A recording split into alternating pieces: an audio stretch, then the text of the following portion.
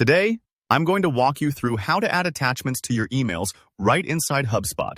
By the end of this tutorial, you'll know exactly how to send files with one-to-one sales emails, whether you're connecting with a contact, a company, or following up on a deal. This skill is super handy for sharing proposals, contracts, product info, images, anything you need to send securely and professionally straight from your CRM. Let's jump in and break down the entire process together. First up, it's important to know that HubSpot lets you attach files up to 20 MB when sending an email from any contact, company, or deal record in the CRM. That's pretty generous for most business docs, high-res images, and PDFs, but if your file is above that size, you'll need to use a file sharing service and simply send a link instead. So, let's get started by finding the right spot in your HubSpot CRM. You'll want to navigate to the record relevant to your email. That could be a contact you're reaching out to, a company for a group proposal, or a specific deal you're working to close. It's like picking the right folder so everything stays organized and easily accessible later. If you're unsure where to go, just use the search bar in HubSpot and type in the name or keywords. It makes things much quicker and ensures you're working in the right record.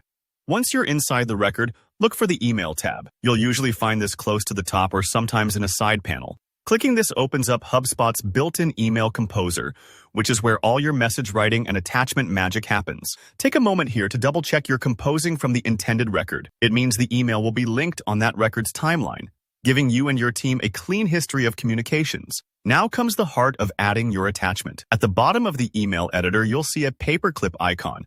Pretty familiar if you've used other email services. Go ahead and click it. This opens up your options for adding a file. You can either upload a new file directly from your computer, or if you've already uploaded files to the HubSpot file manager, you can easily select one from there. If you're someone who likes keeping frequently used files handy, like price sheets, pitch decks, or brochures, the file manager option is a real time saver. When you select the file you need, HubSpot attaches it to your email.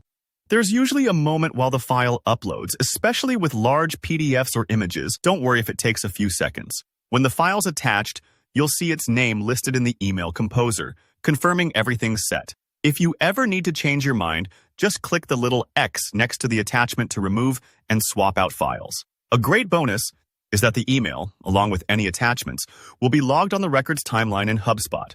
This means you, your colleagues, or anyone with access to the record can see what you sent, when you sent it, and which files were included. No more lost documents or guessing what was shared with a client. It's all tracked for you automatically, and that's really all there is to it. Adding attachments in HubSpot is straightforward, but getting these steps right helps you keep your sales communications organized and professional every time. If you found this tutorial helpful, please give the video a thumbs up and let me know in the comments if you have any questions or need tips for working with HubSpot. Don't forget to subscribe for more clear, actionable tutorials just like this one. Thanks for watching and happy emailing.